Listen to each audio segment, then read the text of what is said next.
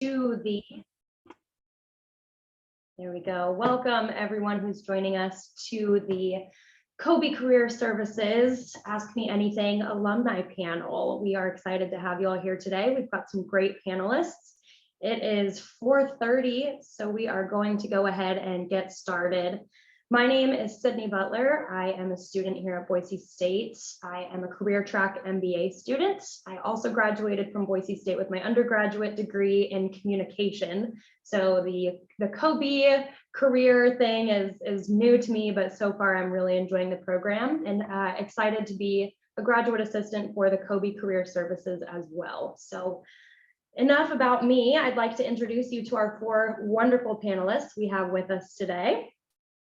Our first panelist is Kaya Lazda. Kaya is a career track MBA student slated to graduate in May of 2022 from Boise State. Upon graduation, she will join HP in their product marketing department, where she interned last summer. Kaya finished her undergrad in 2015 at Agnes Scott College with degrees in international relations and German studies. Since then, she has been working in higher education to help students realize their academic and professional goals. And on weekends, Kaya can be found camping with her husband and her adorable corgi all over Idaho. Welcome, Kaya. Thank you so much for being here. Our next panelist is Patrick McQuishan. Patrick started his career as a quality assurance analyst at Clearwater Analytics. After 9 months of automating testing workflows and improving processes, he started a job at Amazon as a data and reporting analyst at the local Amazon robotics warehouse. He was promoted to a position as technical lab developer at Amazon Web Services in September 2021 and is now training customers on how to use AWS data analytics services. Welcome, Patrick. Thank you as well for being here. Our next panelist is Mikey Castro. Mikey is a recruiting strategist at Route Networking Group, and he loves building meaningful relationships, empowering others, and most importantly, putting his creativity to the test. Local to the Treasure Valley, Mikey double majored at Boise State University in marketing and general business. Outside of R&G, Mikey has been involved in the local dance community for over 10 years and has founded 3 different dance events in the Treasure Valley to build community and raised funds for charities such as Children's Miracle Network, American Cancer Society, Shoes That Fit, and Souls for Souls. Thank you so much, Mikey. Finally, last but not least, our fourth panelist is Emily White. Emily is a new COBE alum and a distinguished as the marketing department's outstanding graduate for fall of 2021.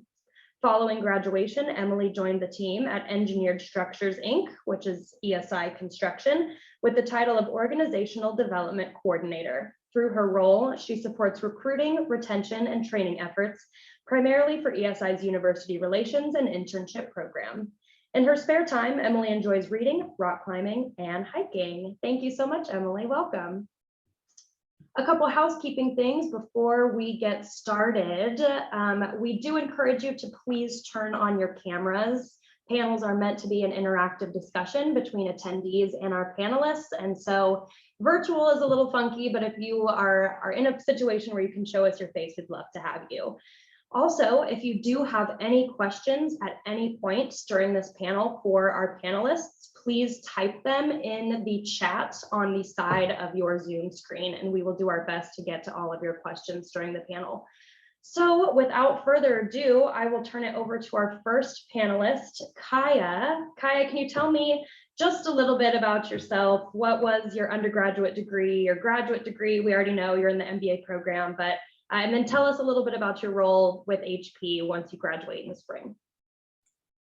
Yeah, sure. Thanks for that amazing introduction, actually, Sydney. I feel like you covered so much of it that I'm like, I'm good. But yeah, I actually graduated from my undergrad in 2015. So it's been a second at this point. I did international relations in German, which is very different than kind of like the MBA vibe that I'm doing right now. But it was all fun. It's all good. I really enjoyed the MBA. And yeah, I think kind of having the journey of having a few different like careers at this point has given me like a good view on, what's been helpful and what hasn't been helpful. And for HP, I'll start there in June, and I'm going to be working with their future product marketing division for print. So some product marketing, and just a whole lot of international meetings, which I'm excited about. Great, awesome. Well, thank you again for being here. Patrick, I'll turn it over to you as well for a brief introduction about your undergraduate, graduate degrees if possible, and your current title. Yeah, so I studied business and economic analytics, and then I had minors in applied math, computer science, and music. Not in a graduate program right now, but eventually wanting to do a data analytics master's of some kind. Excellent. And then current role, I'm a technical lab developer, so I help make curriculum and instructional content for the AWS cloud services. So I'm on the data analytics team, and so I help break down some of those services and help customers understand how to use them. Excellent. Well, welcome. Thank you so much. Mikey, same question to you. Yeah, Sydney, I feel like you just killed it with my bio, and I don't even know what to answer. I majored in general business and marketing, so I double majored, and my current title is a recruiting strategist with a local company here called Route Networking Group. So basically, we're a third-party recruiting agency that helps clients here in the Treasure Valley and throughout the Pacific Northwest. Excellent. Awesome. Well, welcome to the panel. And finally, Emily, tell us just a little bit about yourself. Yeah, so I just graduated in December with my degree in marketing, and I got my minor in human resource management. So all COBE academics, which was awesome. And I joined ESI Construction, so they're a general contractor local to Meridian. So they built actually several buildings on campus. They built the business building, the art building, as well as just a ton of projects all across the Treasure Valley. So I help primarily with their internship program. So little spiel, they will be at the pre-career fair mixer tomorrow. So if you're interested in an internship, definitely go talk to ESI. But yeah, I just help primarily with recruiting, retention, and training, and making sure that our people have the tools that they need within our company to be successful. So I'm just getting started in my role, but I love it so far. Awesome. Well, congratulations on all of your post-graduation success. That's actually a great lead-in to my first question. So tomorrow we are on the eve of COBE Career Fair's pre-career fair mixer, where just about 20 hiring employers will be on site here at the Micron Business Building in the Jackson Commons, sort of like a casual meet and greet for students to meet with potential employers, one of them being ESI. So my question, I'll start with you, Emily. As an undergraduate or a graduate student, did you ever attend a career fair like that, or like the campus-wide career fair, or take advantage of any of COBE Career Services services?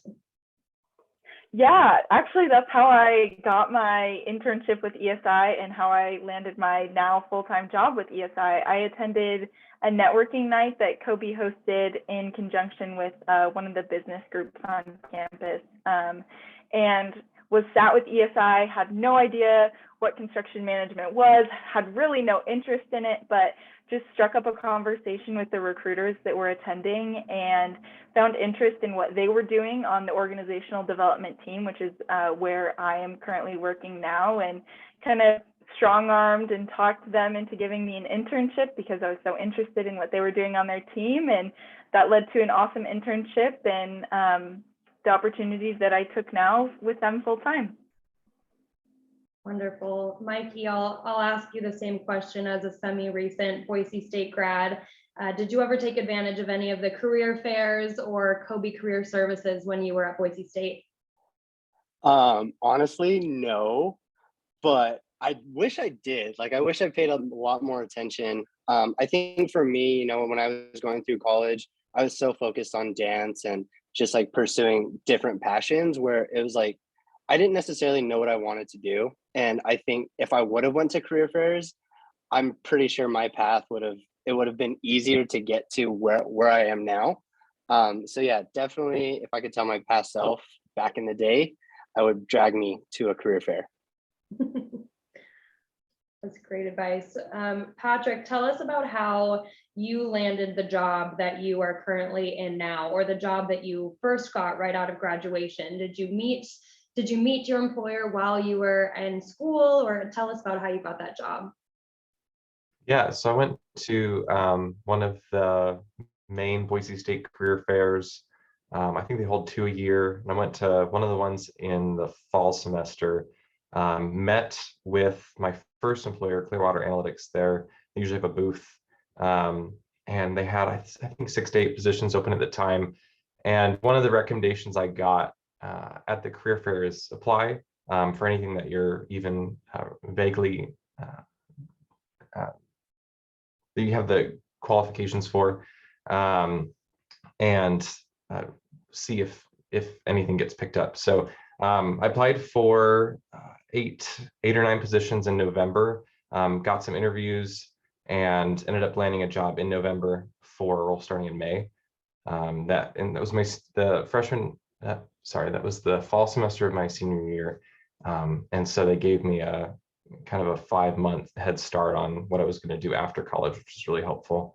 And then just transitioning into Amazon, they downsized the department, the quality assurance department. And so had to find another job. And so I did the same thing. I just threw a bunch of applications out, got an interview with Amazon, and was transparent and honest and talked about what I enjoyed doing and what I was capable of doing. And it was a good skill set match, and they picked me up, and that brought me to Amazon. Awesome. That's great. I'm glad that you did take advantage of a career fair, and it's great advice for students to apply for anything that they're remotely qualified for, just to see what happens. Let's see, Kaya, we had a student question come in for you. The student says they are a freshman pursuing a degree in business administration in order to get the full scope of business. Do you feel that the degree best prepared you for being a marketing specialist, or do you think it's wiser to obtain a specialized degree? Oh, yeah, that's a tricky one, and definitely something I would kind of make the decision with the consultation of your academic advisor too. Personally, and this has been my whole experience, the thing that's given me the most clarity ever about the jobs I want, the career I want, have been internships, and not necessarily the classes or majors I did. So if you're kind of waffling because you aren't sure marketing is the right fit for you, or you just want to try different things out, personally, I've just tried a ton of different internships, and that gave me so much more insight into what I actually enjoyed doing day to day. So I would say that that's kind of where I would start if you're between things or just wanting to try stuff out. Yeah. If any of other of our panelists have anything to add, feel free. All right, we'll move on to our next question. We did get another question, student question for Emily. Emily, the student asks, what job experience do you think best prepared you for your role as an organizational development coordinator? Yeah, so I didn't have any experience aside from my internship, but even prior to my internship, I had only worked like a part-time job at a frozen yogurt shop. So I didn't have any real experience, but I was involved heavily in like extracurriculars throughout high school and college. And I think that's what really prepared me with the soft skills that my employer was looking for. You know, if you're able to be a leader and be a team player and know how to communicate and work with people, that's what employers are looking for, especially for entry-level positions. So if you're putting in the work outside of school through extracurriculars or passion projects that you have to develop those soft skills, and then you're able to sell yourself and communicate that to an employer in an interview or when you're networking with them, that's what really is going to help you get those entry-level jobs or internships. Yeah, and Emily, how did you find out about your internship? Yeah, like I said, I went to the networking night and basically just expressed how interested I was in what the two recruiters were doing on the excuse me, organizational development team, and just kind of talked them into giving me an internship. But since then, I had looked at other internships as well, and I know that the COBE Career Services job board is also like a great resource, so I highly recommend that as well. And Kaya, same question to you. How did you find out about the various internships that you completed throughout the course of your college career? I would say a few things. Definitely COBE Career Services, obviously I love our internship jobs board, it's great. And then also, like, if your faculty members send something out because they think it's interesting or relevant to you, pay attention, right? And then if you want to apply to something and you have a relationship with them or a relationship with Laura or Brandon in the Career Center, you can ask to be recommended to these things. So make sure you take advantage of all your connections. All right, so let's see, we had a student question come in for Mikey. Mikey, the student asks, what courses, electives, programs, or clubs were the most influential for you and your career during your time at Boise State? Yeah, great question. For me, I actually joined Greek life. I Delta Sig, what's up? So I think for me, it was just more so like the networking aspect and just talking to anybody and everybody. And I fall heavily on my dance background of, Emily mentioned the soft skills of just being able to talk to people or being a leader. And I think being a dance teacher for 12 plus years, I really learned how to communicate with all different audiences, whether I'm talking to say C-level executives or entry-level roles. But for some reason, marketing 301 is popping into my head right now. And I think that was maybe my favorite class. And I don't know why. It could have been because of my teacher. But yeah, for me, it's just, yeah, boss. Nice, Liam. But for me, yeah, it is just about building those relationships, whether it's with faculty or, if you are Greek, you're able to build not connections just within Boise State, but it's all about who it's making those connections of, I met a Delta Sig in Florida, and we just started talking about what I do for jobs, and told him I was a dance teacher, and he's like, oh, my daughter dances. And it's just being able to have those conversations, and I would say the genuine conversations too, right? Where you can actually learn about each other and see how you can help each other benefit, whatever it is. Patrick, I'll ask you my next question then. Tell us about the process of finding internships or finding jobs post-college. And is there anything about the application process and the search process that you think students should know, that you think students would benefit from? Yeah, that's a great question. When I was going into my junior year, I was starting to get overwhelmed with the internship concept because I'd held some on-campus jobs. And I got a lot of advice that, oh, internships are great and internships are really helpful in exploring different careers, and which is totally relevant and accurate. I couldn't find any that fit what I was looking for. So there was a lot of internships available, but nothing that was fitting in what I was looking to do and what excited me. So what I did to find jobs and while I was looking for internships was keeping my eyes open for things that matched what I had found out I was interested in, either in on-campus jobs or in classes. So I was a teaching assistant in a bunch of different classes, math classes and business classes. And so I talked to professors a lot, and I said, hey, I'm interested in looking for these jobs. And like some of the other panelists have said, talk to your professors, talk to your advisors. They have your best interests in mind, and they hear a lot of things and they get a lot of things passed by them in email, and they have connections. And so build that network and be transparent and genuine about what you're looking for. So when I was looking for jobs in my senior year, I spent a lot of time looking for roles and keywords that I knew I was interested in. But then I was willing to expand outside of like the analyst idea or a data engineer idea. Expand the bubble out a little bit so you can look at some things that aren't exactly what you think you want to do, and apply for that wide range of things. And then I think the best litmus test for what you might be a good fit for is if you apply for a lot of things and you get a lot of requests for interviews back for specific kinds of jobs, go to the interviews. If the interview is terrible, that's fine, move on. But go to the interview and have fun with sharing who you are and finding out who they are. interviews can be pretty low stress if you're willing to just explore the job and be transparent about who you are and what you're looking for. Emily, it looks like you have something to add to that. Go for it. Yeah, I wanted to add on one thing that is helpful that I found when like giving advice to my friends is if you have a specific employer that you want to intern for or work for, go on their website and see if you can turn on job alerts specifically for that company. Sometimes you can do like keyword searches, so like intern or internship, and then turn on job alerts specifically for that position. Like Simplot's a good example. You can turn on job alerts for their website, but you can also do that through LinkedIn. So if you're not on LinkedIn, that's also a great resource. You can even be more broad with your searches when you're turning on job alerts. So like internships in Boise, Idaho, and just turn an alert on for all of those internships. So then you can sort through them from there.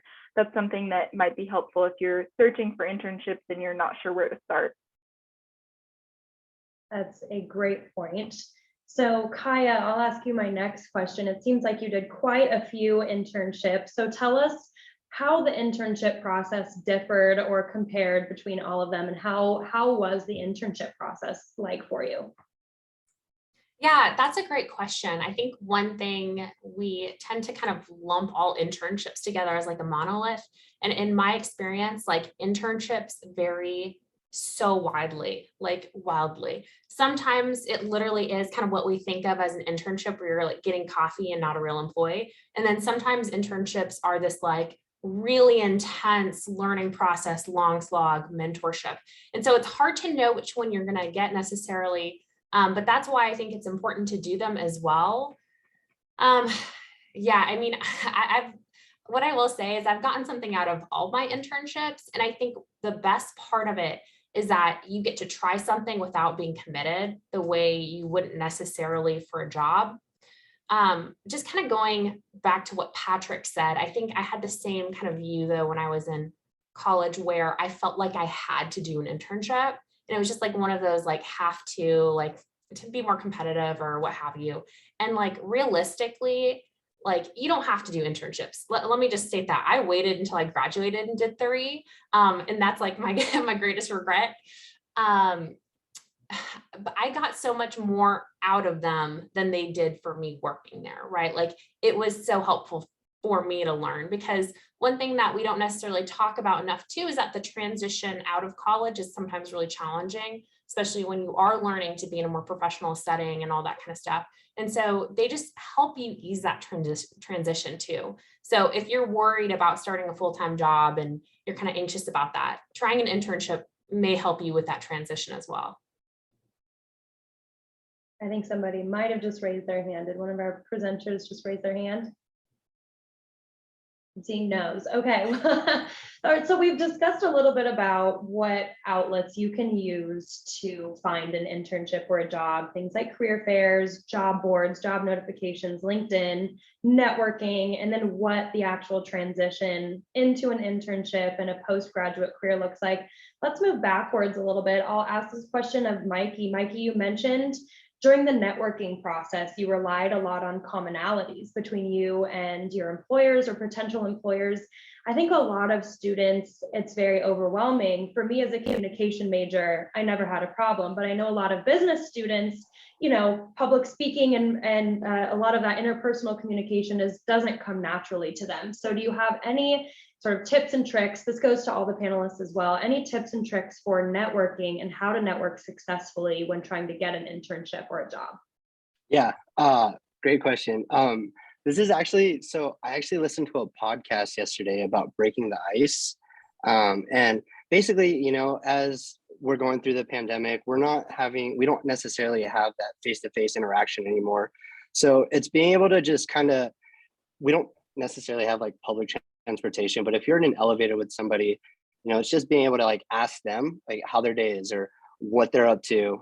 It's those little conversations that could spark something even, you know, gigantic. You might find out that they're a product manager at a company that you really want to be at, or they might be a software engineer and you want to either go that way, or, just learning and making those connections, having that small talk with people, like force yourself out of those like really uncomfortable situations. And something that I've been really like self-reflective the last month, and something that I want to push myself to do is just have that uncomfortable conversation with somebody, right? Or just be able to like greet somebody that you don't necessarily know, say hi to somebody new at the gym or at the coffee shop.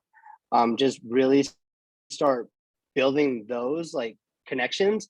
And then once you start feeling comfortable having like the small talk, you can basically start having like the longer conversations. So it's all kind of like little stacks, little steps to building that confidence. And yeah, I hope that answered your question. Yeah, I like what you said about little steps, little steps. It's just, you don't have to have a full conversation right out of the gate, but just learning those little things. Let's see, Patrick, I'll ask you the same question. Do you have any little tips or tricks that you found helpful when networking, either for an internship or a job? Yeah, that's something that I was actually I was better at in college than I was in the professional space. Some of those skills didn't transfer over the way I would have expected them to. And so that's something I've been spending a lot of time learning. And when what I've been finding is when I'm in a more professional setting and the team I'm on is trying to move fast and we're trying to work on a project or get something done. It's hard to take the time to slow down and ask about how their day was, or make those connections. And so I've been spending more time with my teammates, just taking a pause moment before or after a meeting. We usually finish early, and so just to take some time and ask how their day is going, and someone will mention something offhand, and then you can bounce off of that and start to build connections based on shared experience. And so I'd say that if you're finding it hard as you're launching into a career to build those connections, I'd say, like Mikey was saying, it's start small and start building that confidence. And it's an ongoing process as you're learning to be a better and more effective communicator. So Patrick, I'll stay with you for this next question. Is there anything at COBE that was super beneficial for you, or how did your experience in the College of Business prepare you for the professional world? And are there any resources you wish you would have taken advantage of while you were still a student? Yeah, I absolutely loved my academic advisor. Academic advising is astonishingly helpful. And so that's my favorite resource that I got to use at COBE. Career Services was incredibly helpful with resume reviews. I had a good resume and they refined that to the point that I've been able to continue taking those skills for other jobs and share those with other people. And so utilize COBE services. I'd say from my experience, they're underutilized. Just talking to peers. And so don't be afraid to walk into the office and say, hey, I need help. Those career services and advising were incredibly helpful because they connected me with the right professors, the right classes, and then those professors by extension were incredibly helpful in my professional career, because the degree I have and the classes I took directly translated what I'm doing now. I know that's not the case for every student in every major, but even if it's not a direct translation, there's usually a lot of indirect translations between what you're learning in school and from professors and what you end up doing in a professional career. Awesome. Emily, I'll pose the same question to you. As a very recent graduate, how did your experience as a business student prepare you for the job you have now? And is there anything looking back you wish that, any sort of resources you wish you would have taken advantage of, or which was your favorite that you did? Yeah, I think what my major really prepared me for was being able to work with different teams and departments within my company. I feel like COBE does a really good job of preparing all of their students for good insight into all of the different aspects of business. So I'm able to go and have a brief yet like understandable conversation with someone from accounting or like our finance department. Whereas like I have a marketing background, I feel like the COBE majors prepared me for that conversation. As far as like my favorite resource that I took advantage of, definitely the career coaching. Brandon was my career coach, and he really helped me like refine my resume, understand how I should be catering it to job descriptions, making sure my LinkedIn was up to par, and then like preparing me for interviewing and how I can be a better interviewee and really sell myself in those types of situations. I do wish I took advantage of, I'm not sure what it's called, but you can like set up coffee meetings with COBE alumni. I'm not sure what it's called. Laura can maybe help me out, but that's something that I wish I would have taken advantage of, just to pick people's brains who have, you know, been through the process and gone through that transition ahead of me, so that like this January when I was making that transition, I wouldn't have been so unprepared and like just unaware of what the transition from college to career would look like. Kaya, I know you didn't graduate from Boise State necessarily, but I know lots of other colleges around the United States have the same exact program. So what programs were most useful to you, and how do you feel that your education benefited you for the career that you have now? So I would just say maybe I'm like one of the worst case scenarios in that like I went and saw my career coach like, you know, senior year right before I was graduating. So don't do what I did. Be like Emily. Get your resume reviewed a lot earlier on. That being said, you can still turn the ship around if you're a senior now. But yeah, I think utilizing the resources is super helpful. I mean, obviously you're going to get so much more out of it. I think we definitely take for granted everything that students have access to. Once you're on the other side of that, it becomes a lot harder, right? We don't have that mentorship opportunity you can immediately plug into, or even, you know, just reaching out to somebody who has your dream job on LinkedIn and being like, hey, I'm a student, can I talk to you? You know, 10-minute informational interview. When you're not a student, that's a lot harder to do. So those are the kinds of things that, like, if you're too nervous to do or don't know how to do, you can even work with career services and they can kind of like help you figure out how to make those introductions for yourself. So yeah, utilize the services. And even if you haven't yet, it's okay to come back and do it now, you know? So switching gears a little bit from networking and how to find internships and jobs in the college career process and things like that, Emily just brought up a great point that she, you know, even though she had an internship, she just recently graduated. And sometimes the difference between being a full-time college student and suddenly being thrown into the deep end of the full-time career workforce is quite a challenge. So Emily, why don't we go back to you and we'll start with you. Tell us about the challenges of that transition and what your advice would be for students looking ahead to going from a student to a career position. Yeah, I think I'm still working through the transition, right? I'm only like a month in, so it's definitely still a learning process for me.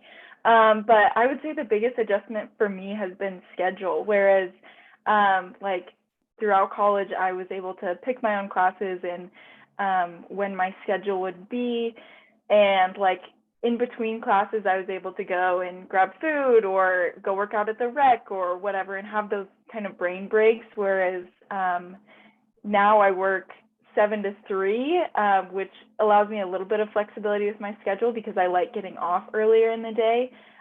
It's definitely different working that full block of time versus having like classes periodically throughout the day. My advice would just be to go into it with an open mind and understand like the transition isn't going to be perfect, but you'll get through it and there are people there to help you along the way.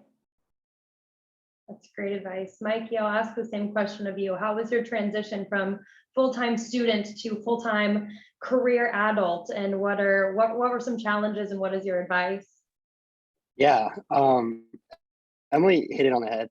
It was definitely like hard with scheduling, having to be in the office from say like 9 to 5 or being able to like just stick to a routine. Whereas in college, I was kind of just doing whatever I wanted. I'd take a Friday class, take Monday classes, you know, trying to keep myself like I guess, productive in a way was like the hardest part, because sometimes I would find myself like kind of dazing off at work, and I'd be like, oh, I need to snap back into it, or I need to just come back to what I'm actually doing. But like, luckily our office is downtown, so I can take like that 5-minute walk, or just take a little break and come back when I'm ready to go.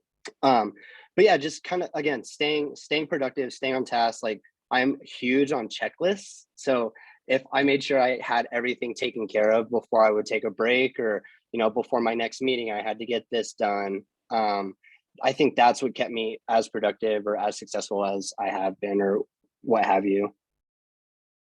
Awesome. Patrick, how about you? Tell us about the transition and its challenges and your advice. Yeah. So the transition into Clearwater was good but strange, because COVID had just hit, and they had just started doing remote as a whole company for the first time. So it's kind of in the first wave of employees that were hired into that. And so figuring out how to understand expectations across a Zoom call with your manager and with your peers, and then understanding for yourself how to set your own expectations for your how you want to show up, how you want to get your work done, how you want to see your day-to-day at work, whether you're in the office or at home.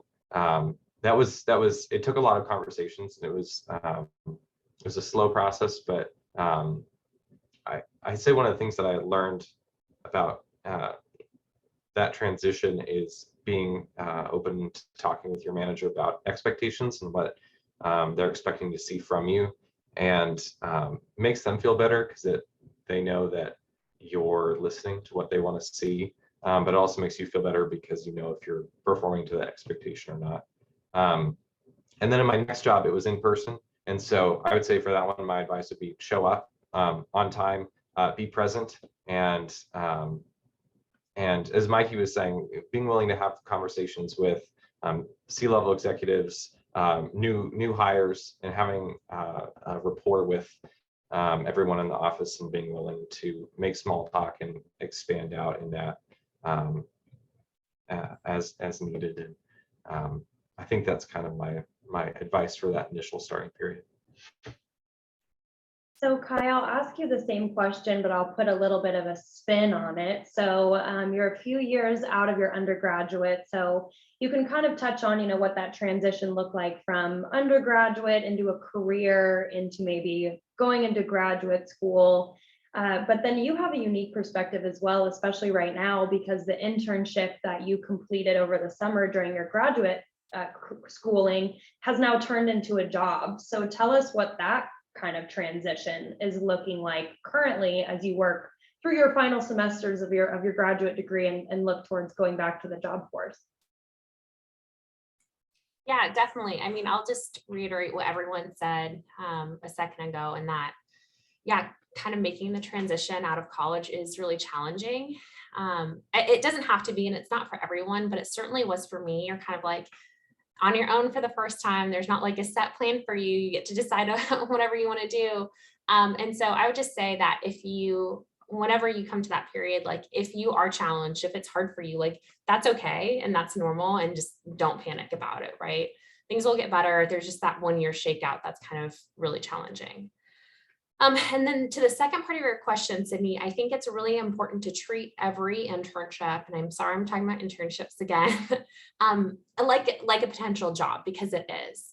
And so often I find that people are hiring interns. Almost every internship I've had, actually every internship I've had has at least had an offer of continuous employment.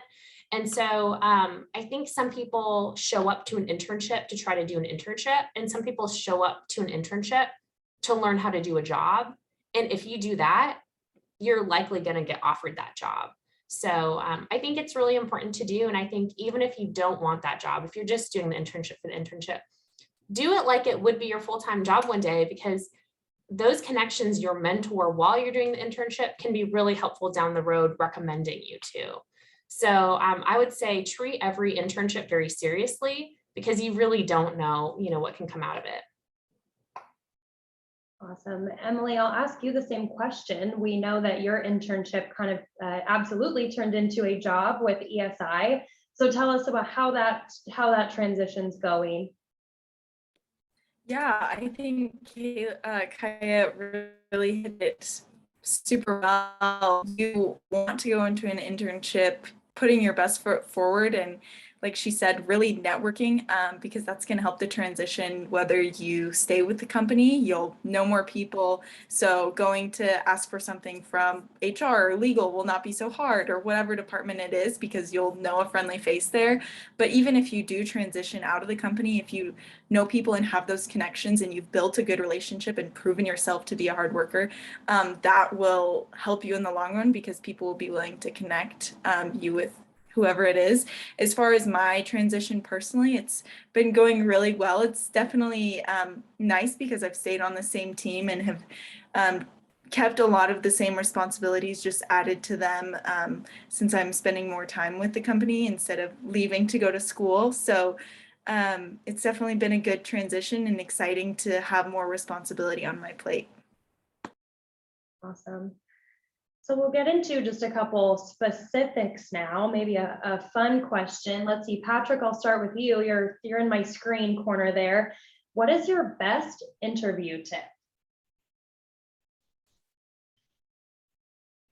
It doesn't always work, so I'm gonna leave it with that caveat. But it's also been the most successful one I've used. It just hasn't worked all the time. So one of the things that was recommended to me as an optional thing to say at the end of to ask at the end of an interview, they give you time to ask questions, and so prepare like 2 to 3 questions that you genuinely like. You need to know about the job, whether it's the company culture or the work that you'll be doing day to day, or just have a list. But the last question I like to ask, and most people will answer it, is based on the interview, some form of this question, based on the interview, is there anything that you saw that was kind of a red flag in any way that I could address now? Is there any feedback that you can give me from this interview? And you could also ask it in the positive light of, was there anything that really stood out to you in the interview? Is there anything that I shared that was especially grabbed you and was interesting? When I've asked those questions, I've got the best feedback, and all the jobs that I got, they answered the question. And it's usually because they're willing to be transparent about the interview process. The ones that said, oh no, we can't share feedback about interviews during the interview, those are usually the ones that either ended up saying no, or I didn't end up taking because the job wasn't a good fit. So that's the best question that I was advised to ask, and it's been the most successful. That is a great tip. There's something to be said about the transparency there. Mikey, I'll pass it to you. What's your best interview tip? Patrick kind of alluded to it already, but I would say just come in with questions. One of like my biggest question when I was interviewing, or just talking to people, it's why are you at this company, or what brought you to this company, or what keeps you here. That way I can understand about the culture and the people at the company, because I think at the end of the day, right, they're interviewing you, but you're also interviewing them. You want to make sure that it's a mutual benefit, like a benefit for the both of you. That would be my tip. All right, Kaya, same question to you. I love that we're all really focusing on interview questions, because my tip was also about questions. So obviously questions at the end are important. But I always like at the very end to ask a question of like, what qualifications, or what does the person possess who'd be very successful in this position, right? Because then they might be like, oh, attention to detail, enthusiasm, someone who is like a continuous learner. And then it gives you the opportunity to be like, oh, great, because I blank, blank, and blank. And so it's kind of like a natural wrap up. And that's kind of my interview cheat code, I guess. All right, Emily, what do you think? What's your best interview tip? Yeah, I actually learned this from a Simplot recruiter at one of the COBE events. So definitely take this tip and write it down because it's helped me a lot with all of the interviews that I've done. And that's to use like when you're answering a question, typically it's like a situation-based question where they ask like, tell me a time when, or give me an example when. If you use the STAR interviewing method, and STAR stands for situation, task, action, and result, you frame your answer in the form of the STAR interviewing method. Definitely like Google it. I think there are videos out there that explain it better than I could, but that gives you such a good framework to give your interviewer a clear answer, because I know I can tend to ramble, especially when I'm nervous in an interview. So if I have the STAR framework in my mind, I'm able to clearly answer the question. And then my second tip would be to send a follow-up email. Like at the end of your interview, definitely ask for your interviewer's business cards or whoever you're in contact with at the company, and make sure you send up a follow-up email. It's just a nice touch. If there was something particularly engaging that you guys talked about, you can slide in like an article that you read about that topic that was interesting, just to show that you were engaged and really interested in the company. And again, thank them for interviewing you. All right, we'll move from the interview process. So obviously all 4 of you have been successful in your interviews, you've been hired. So now tell us about your current job and tell us, maybe some of your biggest challenges, and then what would you say that is the one most important skill in your current role or in landing a job as a whole, whether that be teamwork or data management skills or communication, things like that. What are some of your challenges in your current role, and what is the one most important skill in that role or in your career experience as a whole? So let's see, Mikey, I'll start with you. Yeah, in my career, with us being a third-party recruiting firm, the hardest challenge is just getting to talk to hiring managers, or getting them to reply, or just getting anyone to reply to your email. I would also say though, like that's the fun part, or just being able to, like, the strength is the follow-up, because hiring managers are busy. They could just look at the interview and then forget. And being able, like, not being scared to like send a follow-up email of, hey, I just wanted to bring this to the top of your inbox. And then, usually they're pretty like humble about it and say, oh my gosh, I totally meant to get back to you, or I totally meant to reply. I'm sorry. Thank you so much for bringing this to my attention again. So before I was like super scared of just like, I didn't want to bother people. But now I feel like I'm starting to get super comfortable with like the follow-up email. Yeah. Awesome. Emily, I'll throw it back to you then. What's been your biggest challenge so far in your current role, and the one most important skill you think?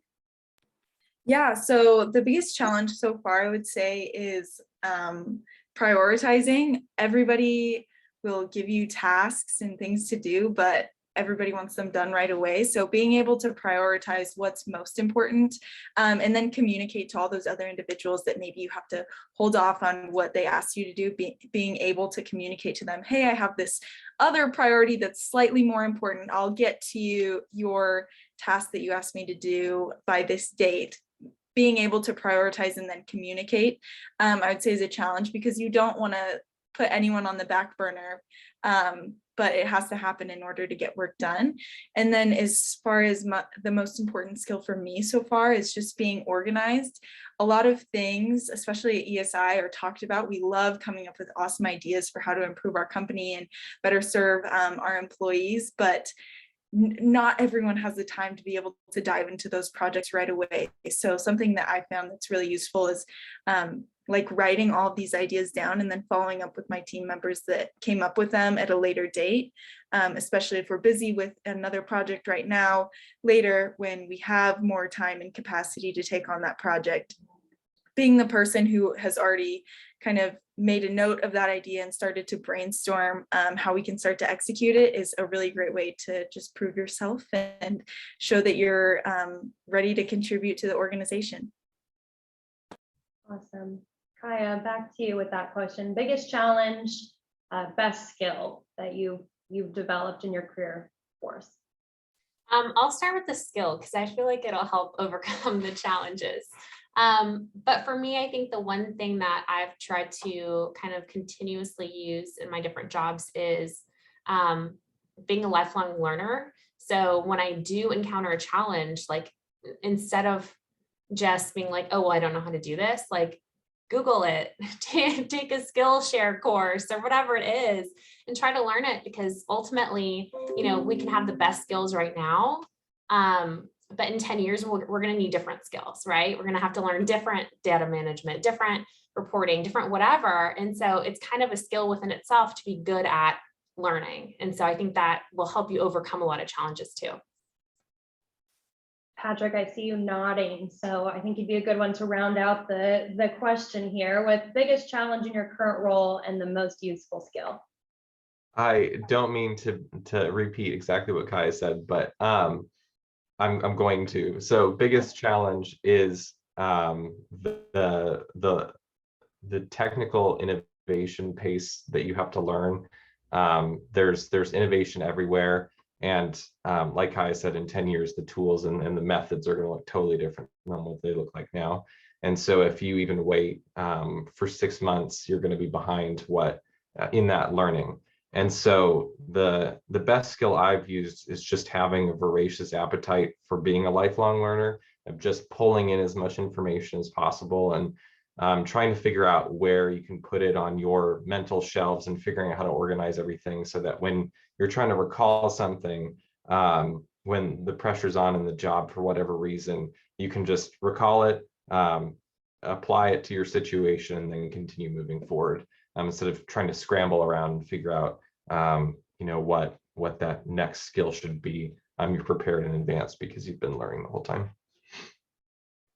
Awesome. Some great advice from everybody there. Well, as we come down the home stretch, we'll just go one by one through each of you with our final question, which is, what's your final takeaway on advice to students who are still continuing through their college degree on how to best take advantage of their time in school to prepare them for the transition into a career? Let's see. Patrick, we'll start with you since you're still up. I'd say be present where you're at in college. Be active in classes and extracurriculars and the fun things you enjoy doing. I found that's where opportunities come from, is being present where you are. People notice that, and it's a good skill to have. So I'd say going forward, enjoying where you're at. And then not being afraid to venture out into the next phase. It is a fun process. There's daunting things about it and there's stressful things about it, but overall, it can be an enjoyable process to figure out what you're wanting to do, because it's finding out what you want to do. So enjoy that process and spend time figuring out that for yourself. Awesome. Emily, I'll bring it to you. What do you think students can do to take advantage of their time in school right now? And any final advice you have to give? Yeah, I would say definitely take advantage of your status as a student. We kind of touched on it earlier, but there are so many resources available for services, but you can also start to capitalize on opportunities just using your status as a student. So message someone on LinkedIn that has your dream job or that works for a company that you would like to, and say, hey, I'm a student. I would like to learn more about your company and what it's like to work for your company. Do you have 10 minutes that we can chat or whatever, or get to know a COBE alumni that you meet on the street or at an event and ask them to do like an informational interview with you so you can learn more about a career path that you maybe want to go into, or like I said, an employer, because people are so willing to help out students, but once you graduate, like I'm learning, they're definitely not quite as open to helping you out. So use your status as a student to your advantage for sure. Mikey, how about you? Yeah, my biggest piece of advice would just be, don't be scared to fail, right? As a student, it's okay to not fail your classes, but just it's okay to, I guess, shift the course, right? As a student, I know I changed my major 3 different times, and you know, I didn't expect where I'd be now today. But that's okay. That's what brought me here. And that now I'm like in a spot where I'm like, okay, this is what I want to do. And I think that it's okay to fail, you know, but fail forward, right? The biggest thing also too is try to seek mentorship. Use that status as a student, whatever career field you want to get into, try to find a mentor, try to find somebody that you can connect with, or just learn a little bit more to find out if that's something that you actually want to do. But those are the 2 tips that I would have. Awesome. Well, thank you so much, Mikey. Kaya, finally, is there any piece of advice you'd give to students during their career or their college courses, and any final advice you'd like to give as well? I'm 100% with Mikey on that. I think as a student, it's so easy to be so stressed about our majors and jobs and want to have it all figured out right now and have your course kind of set and stand up forever. And realistically, that's not how life works. It's fine to change your major. People change their majors like 3 times on average. People change their careers 5 times on average. And kind of being adaptable also let you take on those bigger opportunities when they come your way. So yes, think about what you want to do, invest time into it, and then also just don't panic too much. Enjoy your time in college, and it'll all work out. Well, with our last couple minutes, do any of our students or attendees have any questions for our panelists? Feel free to just turn your microphone on and speak, or if you feel more comfortable typing, you can do that as well.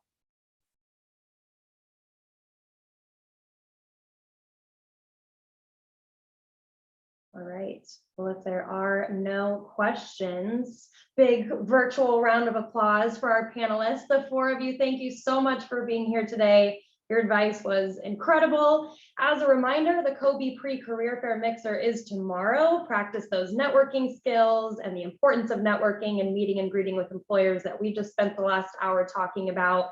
As always, visit the COBE Career Services website. Visit us anytime for career coaching, resume help, and look up our whole other list of events upcoming this spring. So once more, thank you so much to our panelists. Thank you to everyone for attending. Have a good night.